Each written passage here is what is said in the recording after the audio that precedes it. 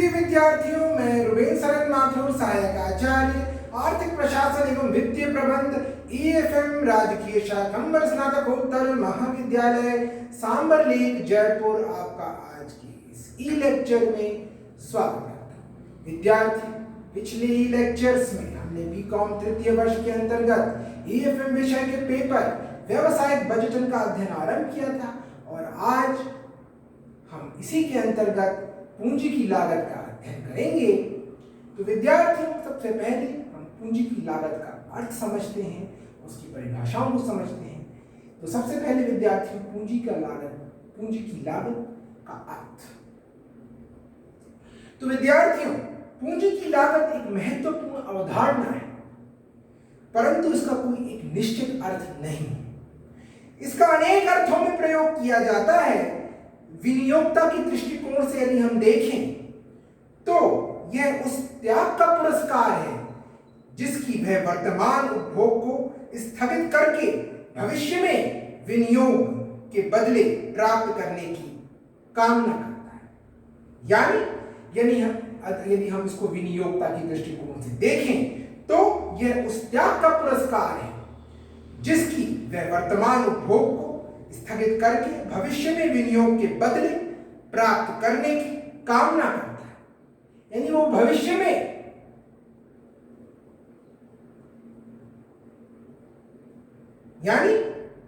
विनियोक्ता की दृष्टिकोण से देखें तो ये उस त्याग का पुरस्कार है जिसकी वह वर्तमान उपभोग को स्थगित करके भविष्य में विनियोग के बदले प्राप्त करने की कामना करता है, उस त्याग का पुरस्कार। जबकि उपयोगकर्ता की दृष्टि से यदि देखें, पूंजी की उपयोगकर्ता की दृष्टि से अगर हम इसको देखेंगे तो ये पूंजी का उपयोग करने के बदले उसके द्वारा विनियोक्ता को दिया गया मूल्य ही पूंजी की लागत है। विद्यार्थी, किसी भी संस्था के वित्तीय प्रबंधक का प्रमुख कार्य विभिन्न स्रोतों, चाहे वो समता अंश हो, चाहे वो पूर्वाधिकार अंश हो या ऋण पत्र हो, उन स्रोतों से पूंजी की व्यवस्था करना होता है तथा इस पूंजी को लाभदायक परियोजनाओं में विनियोजित करना होता है। संस्था जिन स्रोतों से पूंजी प्राप्त करती है उन्हें प्रतिफल के रूप में कुछ देना पड़ता है जो उस पूंजी की लागत कहलाती है। विद्यार्थी, विभिन्न परियोजनाओं के विनियोग प्रस्तावों पर निर्णय, उन्हें हम सामान्यतः पूंजी व्यय निर्णय या कैपिटल बजटिंग, पूंजी बजटिंग कहते हैं। करते समय पूंजी की लागत का ध्यान अत्यंत आवश्यक है। पूंजी की लागत का ध्यान रखना अत्यंत आवश्यक है, क्योंकि किसी भी विनियोग प्रस्ताव को हम तभी स्वीकार करते हैं, हम उन्हीं विनियोग प्रस्तावों को स्वीकार करते हैं जिन विनियोग प्रस्तावों में संभावित प्रत्याय दर पूंजी की लागत से अधिक है अथवा बराबर है। यदि किसी विनियोग प्रस्ताव की संभावित प्रत्याय दर पूंजी की लागत से कम है तो हम उस विनियोग प्रस्ताव को स्वीकार नहीं करते। तो विद्यार्थी, अब हम कुछ परिभाषाओं का अध्ययन करेंगे पूंजी की लागत की अवधारणा को समझने के लिए। तो पहली परिभाषा सोलोमन इज़रा के द्वारा दी गई है, वो है कि पूंजी की लागत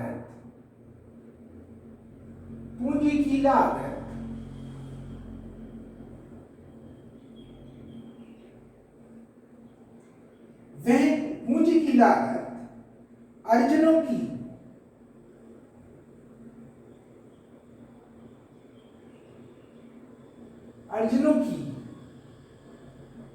वांछित प्रत्याय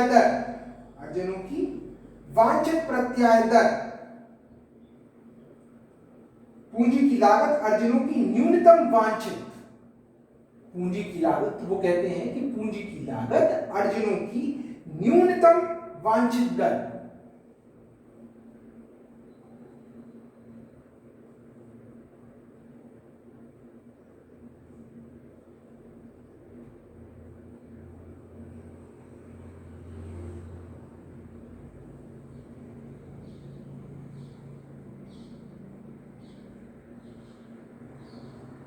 कि पूंजी की लागत अर्जनों की न्यूनतम वांछित दर अथवा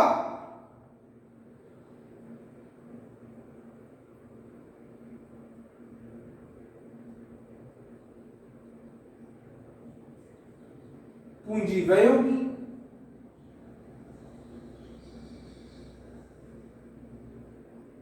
विच्छेद दर है।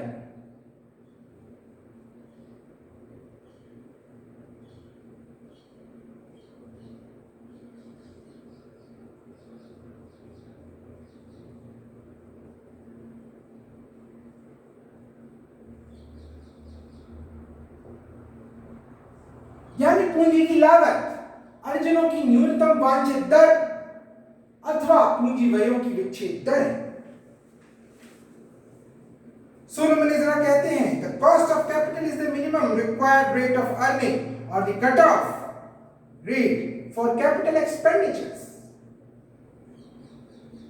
दूसरी परिभाषा एमजे गॉर्डन ने दी है। वो कहते हैं कि पूंजी की लागत का आशय उस प्रत्याय दर से है जो कि एक कंपनी को अपना मूल्य यथावत रखने के लिए विनियोग पर अर्जित करनी चाहिए।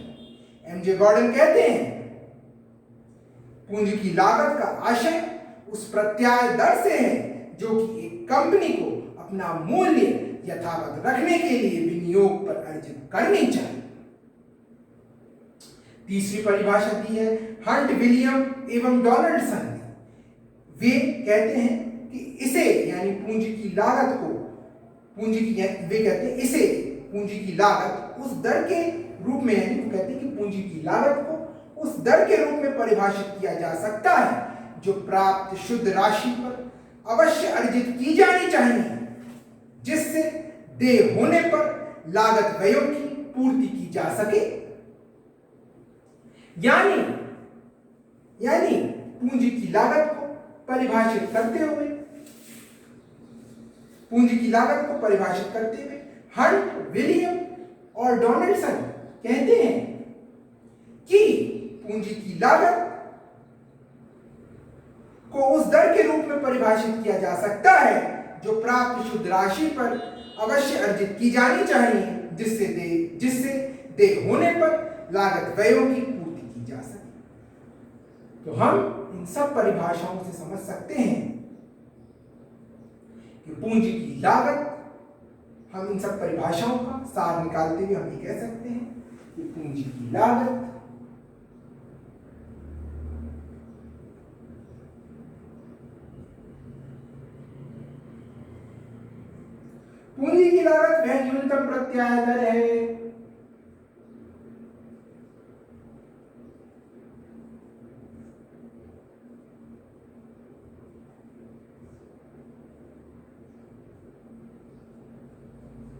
वह न्यूनतम प्रत्याय दर है जो एक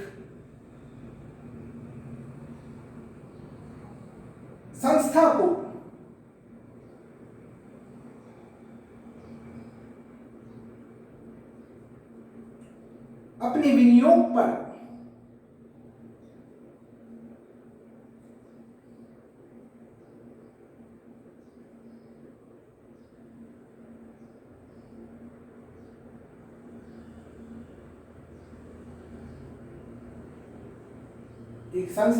अपने विनियोग पर अवश्य अर्जित करनी चाहिए।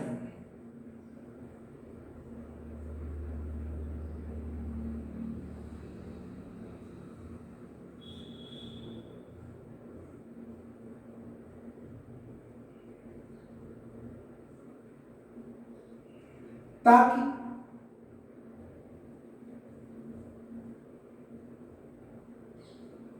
प्राप्त किए गए कोषों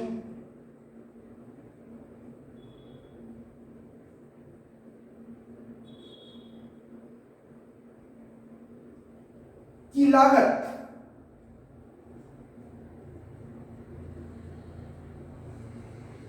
का भुगतान किया जा सके।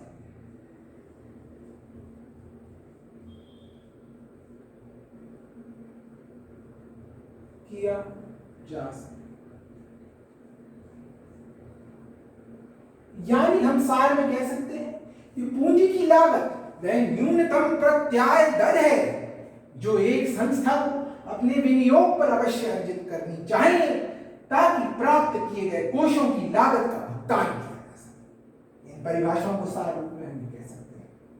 इन परिभाषाओं को से हम ये निष्कर्ष निकाल सकते हैं कि पूंजी की लागत वह न्यूनतम प्रत्याय दर है जो एक संस्था को अपने विनियोग पर अवश्य अर्जित करनी चाहिए ताकि प्राप्त किए गए कोषों की लागत का भुगतान किया जा सके। तो विद्यार्थियों, इन परिभाषाओं से पूंजी की लागत संबंधी उपरोक्त विवेचन से हम इसकी आधारभूत विशेषताओं को समझ सकते हैं। तो पहली आधारभूत विशेषता है कि पूंजी की लागत वास्तव में कोई लागत नहीं है वरन एक प्रत्याय दर है जो एक संस्था को अपनी परियोजनाओं पर अर्जित करनी चाहिए। यह मात्र एक बाधा दर है। निसंदेह इस दर की गणना पूंजी के विभिन्न घटकों की वास्तविक लागत के आधार पर की जा सकती है। दूसरी विशेषता कि पूंजी की लागत वह न्यूनतम दर है जो एक संस्था को अपने समता अंशों का बाजार मूल्य यथावत रखने के लिए यदि वृद्धि ना भी करे तो के लिए अपने विनियोगों पर अवश्य अर्जित करनी चाहिए। तो अब विद्यार्थियों, हम समझेंगे कि पूंजी की लागत अवधारणा का महत्व क्या है और उसके लिए हम निम्न बिंदुओं से इसको समझेंगे।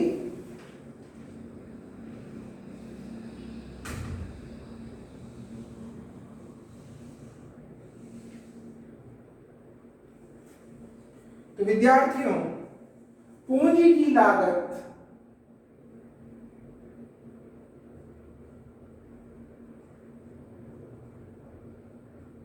अवधारणा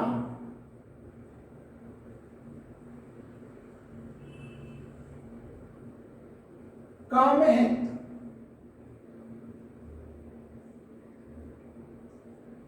पहला महत्व है पूंजी व्यय निर्णयों में सहायक।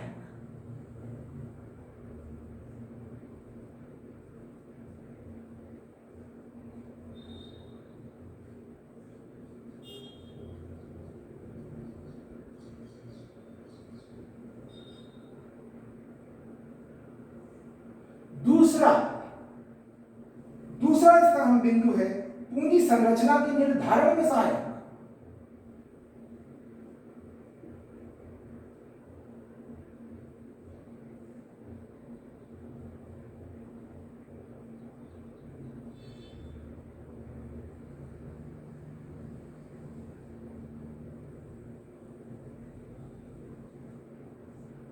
तीसरा, वित्तीय स्रोतों के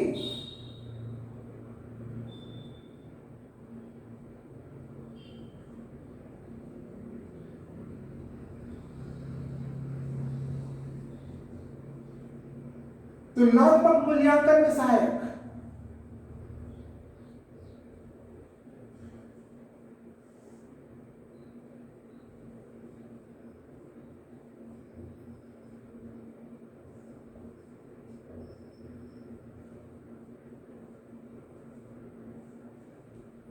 चौथा, उच्च प्रबंध की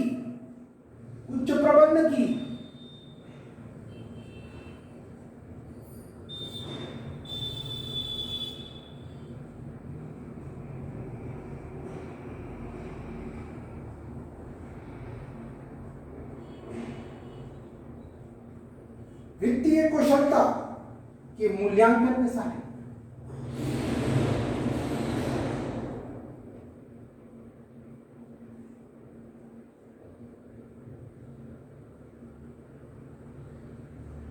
पांचवा,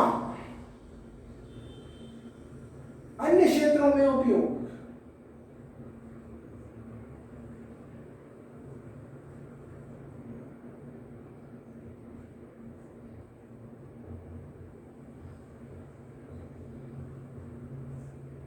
तो विद्यार्थियों, पूंजी की अवधारणा, पूंजी की लागत की अवधारणा, इसका जो महत्व है हम निम्न बिंदुओं से समझ सकते हैं कि पहला महत्व इसका है कि ये पूंजी व्यय निर्णयों में सहायक होती है।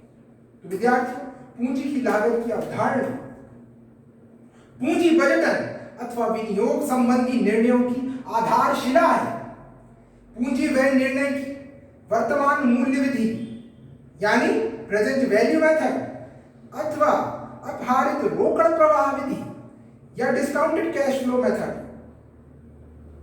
के अंतर्गत हम विनियोग प्रस्ताव के भावी रोकड़ अंतर्वाहों को जिस दर पर अपहारित यानी डिस्काउंट करते हैं वो दर होती है पूंजी की लागत।